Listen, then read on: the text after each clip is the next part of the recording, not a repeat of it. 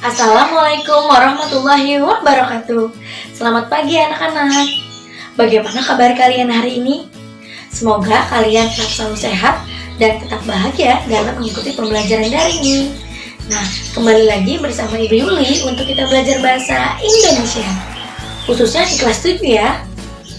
Oke anak-anak, pada pembahasan kali ini Ibu akan membahas tentang kaidah kebahasaan yang ada di dalam teks prosedur. Nah, mungkin di sini kalian sudah tahu ya apa itu kaidah? Ya benar, kaidah adalah sebuah aturan. Maka dari itu, aturan kebahasaan yang ada di dalam teks prosedur. Setiap jenis teks pasti berbeda-beda kaidah kebahasaannya. Misalnya seperti ini. Teks cerita fantasi dengan teks deskripsi itu berbeda kaidah kebahasaannya. Begitu pula dengan teks prosedur. Jadi, apa aja sih kaidah kebahasaan dalam teks prosedur? Yuk, ikuti video Ibu terus.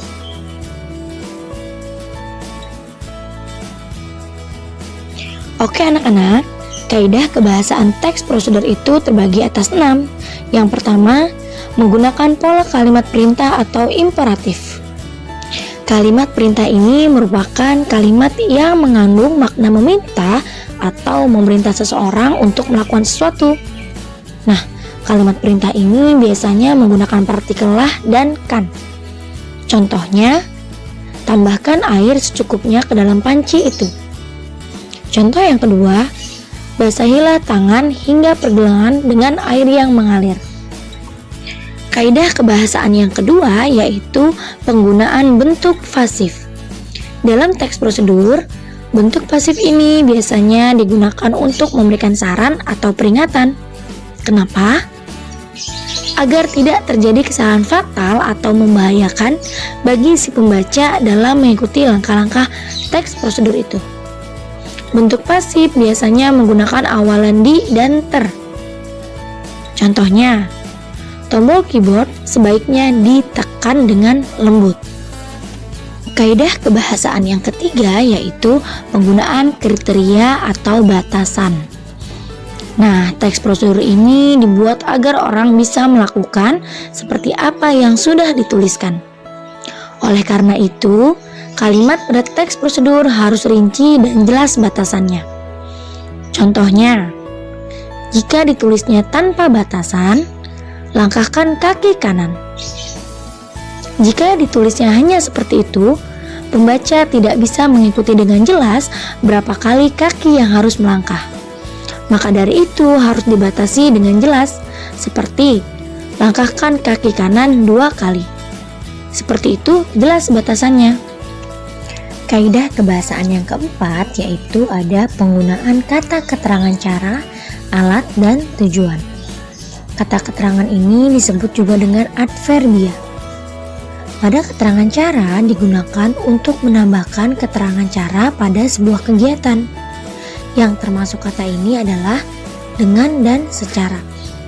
Contoh katanya yaitu bungkuslah adonan dengan rapat. Yang kedua, bunyikan secara serentak semua gendang itu.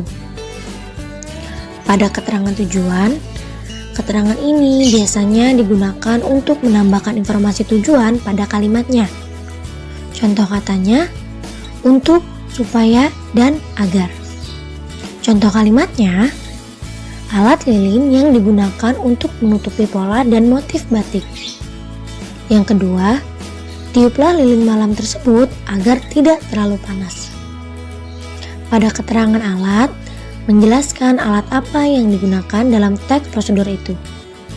Contoh kalimatnya, lukis kain dengan menggunakan canting. Contoh yang kedua, para penebang kayu itu memotong dengan gergaji mesin. Kaidah kebahasaan yang kelima yaitu ada penggunaan kalimat saran atau larangan nih.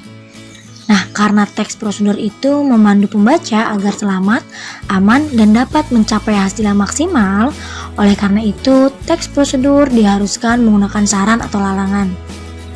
Pada kalimat saran biasanya menggunakan kata sebaiknya, seharusnya, semestinya, dan hendaknya.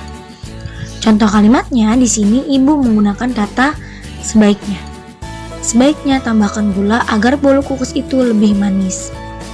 Pada kalimat larangan, menggunakan kata jangan, hindari, jika tidak. Contoh kalimatnya, jangan lakukan gerakan secara cepat. Kaidah yang terakhir yaitu menggunakan konjungsi yang menunjukkan urutan waktu. Nah, konjungsi urutan waktu itu disebut juga dengan konjungsi temporal. Ada yang tahu apa itu konjungsi? Ya, konjungsi adalah sebuah kata hubung yang menghubungkan antar kalimat. Contoh kata untuk konjungsi temporal adalah setelah, kemudian, setelah itu, sekarang, selanjutnya, dan berikutnya. Contoh kalimatnya, di sini ibu menggunakan kata setelah itu. Setelah itu, panaskan lilin malam ke dalam wajan. Oke anak-anak, sampai situ dulu penjelasan dari ibu. Semoga ilmu yang ibu berikan dapat bermanfaat untuk kalian. Kurang lebihnya mohon maaf. Wassalamualaikum warahmatullahi wabarakatuh.